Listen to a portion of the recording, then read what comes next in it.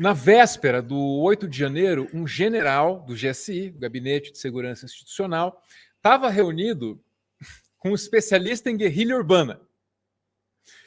A revelação está nos chegando pelo pesquisador Ananias Oliveira. E essa revelação ela aumenta o nosso entendimento do que aconteceu naquele 8 de janeiro no Brasil.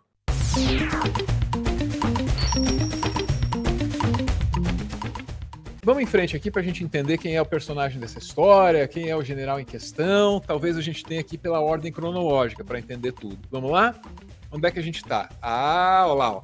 Estamos em janeiro de 2023 na Carta Capital. O Lula estava demitindo um general que era aliado do general Heleno e trabalhava lá na Secretaria Executiva do GSI, o Gabinete de Segurança Institucional, pesadamente envolvido, pesadamente suspeito de envolvimento com os ataques de 8 de janeiro, né? Então tá, vazou naquela segunda leva de retiradas aí de militares do GSI, 24 de janeiro, né? Passa o tempo e esse general, olha lá, Lauro Jardim, número 2 do Heleno no GSI já tem futuro definido em meio a promoções no Exército. Aí quando você vai ler a reportagem, você vai descobrir o seguinte: tinha promoções de generais previstas. Rolou aí agora há pouco. Aí o nome dele foi deixado para trás. Então é um militar que foi efetivamente punido. Efetivamente punido. Não na medida do que ele pode ter cometido, né? Mas é um general que vinha repetindo o que fazia o Heleno, né? E por isso teve o mesmo fim. O Heleno teve esse fim. Lá atrás, no governo Lula, começou uma política indigenista lá na Amazônia, diferente. E ele não gostou, o general, porque ele era o comandante da Amazônia. Aí ele foi lá, deu entrevista, falou mal do Lula, né? E o Lula agiu, procure essa história, você vai encontrar, de maneira política, que é o que ele faz. Segurou um aumento para o alto oficialato do Exército. E ali ficou claro o seguinte, ó, não vai sair o aumento se o Exército não condenar o Heleno pelo que o Heleno falou. E o Heleno deixou de virar comandante do Exército por causa disso. E agora o pupilo dele, que é esse general sobre o qual a gente está falando aqui, sem ainda mencionar o nome, esse pupilo dele teve o mesmo destino. Poderia ter ficado com 4 estrelas lá no ombro. Vai ficar com 3. Por quê? Porque é um idiota. Cadê o Ananias Oliveira falando do que esse cara fez no GSI? Na véspera do dia 8, esse cara, que fala mal do PT nas redes, dia sim, dia também, general, estava chamando para conversar com ele, especialista em guerrilha urbana. Olha lá. O secretário executivo do GSI, o general Penteado, ele foi uma figura que durante... Finalmente temos o nome, tá lá o homem, General Penteado. General Penteado, nosso conspirador. Anos atacou veementemente o PT e Lula e Dilma. Olha lá o que ele dizia, ó, PT é cleptocracia, disfarçado de político. Todo mundo pode dizer isso, todo mundo, menos o militar. Né? Com diversos tweets nas redes sociais, ataques ferozes. Ele ficou até o fim de janeiro no cargo, tá, Bob? De 2023. Novembro e dezembro, ele não tem, se entrarmos agora no site do GSI, o secretário executivo não recebeu ninguém, porque está tudo vazio a agenda dele. Toda vazia. Um secretário executivo do Gabinete de Segurança Institucional tem uma agenda vazia, o que significa que das duas uma. Ou ele não trabalha, ou ele trabalha de maneira paralela, de maneira secreta, de maneira clandestina, de maneira miliciana. Mas eu solicitei, via lei de acesso à informação, os acessos do coronel Cláudio Barroso Magno Filho, coronel da reserva, da mesma turma da AMAN de Bolsonaro. Ele atuou no Haiti, ele comandou a tomada do CT Solé, que era considerado o bairro mais perigoso. Isso aí foi um massacre, tá? É um especialista em guerrilha urbana. Ele foi considerado por alguns militares uma lenda das forças especiais. Tem entrevista do general Heleno falando sobre essa ação no Haiti, e ele relata sem nenhum pudor que ele dava ordem para atirar nos inimigos que iam recolher os corpos de seus companheiros. Atirava em um, matava um. E o segundo, e o Anderson lá recolheu o meu corpo, atira no Anderson também. Entendeu? Essa é a lógica aí do Heleno. Forças especiais, que é uma força política dominante no alto comando. Ele também é lobista de mineradora. Temos algumas reportagens que vocês vão poder ver aqui nos prints. Ele atuou como lobista de mineradora. Ele negociou vacina, Bob, no Ministério da Saúde durante a pandemia. Né? E o irmão dele era representante da CTI Security, aquela do contrato obscuro com Braga Neto na intervenção. Pô, caramba, então o cara recebido pelo general não era só especialista em guerrilha urbana? Hein? Que currículo? Especialista em guerrilha urbana, lobista da mineração...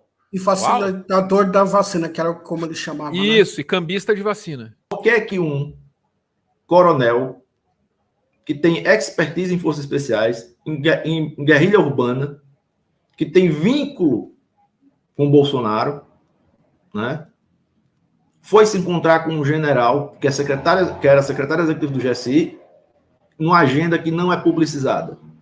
E dia 8 de janeiro nós vimos aquilo. Nós temos perguntas. Por qual pergunta você começaria, meu amigo Anderson? Tantas, né? Tem tanta pergunta. A primeira é o falta de vergonha na cara. Tanta coisa que a gente quer perguntar, tem coisas que eles não têm sensatez, mano. Eles não têm vergonha na cara.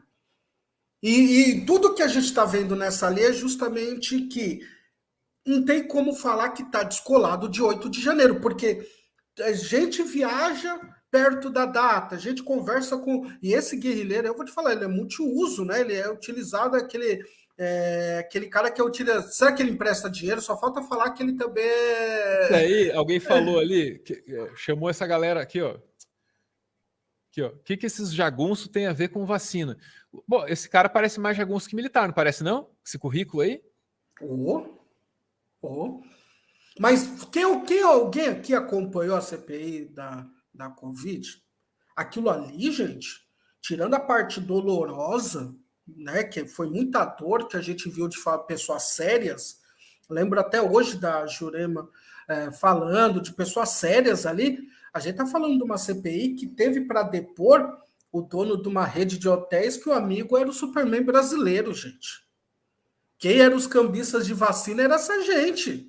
Era por isso que eu estou te falando, eu volto a dizer, já tivemos um Brasil mais elegante, né, comandado por pessoas com mais requinte, e até para fazer certas coisas existia um mínimo de... Porque é lamentável, e é isso, né, o cara faz tudo, pega esses faz tudos e não tem vergonha. A pergunta eu acho que as perguntas são: quantas pessoas eu perguntaria para ele assim, você está abaixo de quantas pessoas nesse esquema?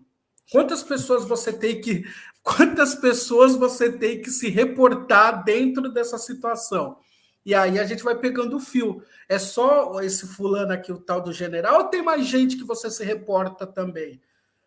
Porque isso aí é aqueles filmes B de espionagem, aquele filme... lá é muito ruim isso, né? Porque a gente tá falando da vida das pessoas, né? E aí a gente vê um 8 de janeiro que foi uma coisa que chocou. Para você ver o ministro do STF chorar na abertura da casa, ver o impacto que foi aquele 8 de janeiro.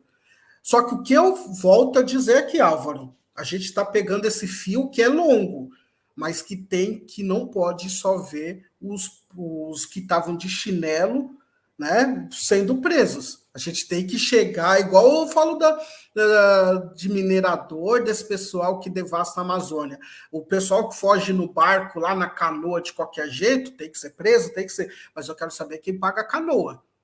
A gente tem que chegar em quem é que está pagando. Aquele 8 de janeiro teve muito dinheiro financiado. Eu quero saber se não tem artista que apoiava o governo do Bolsonaro.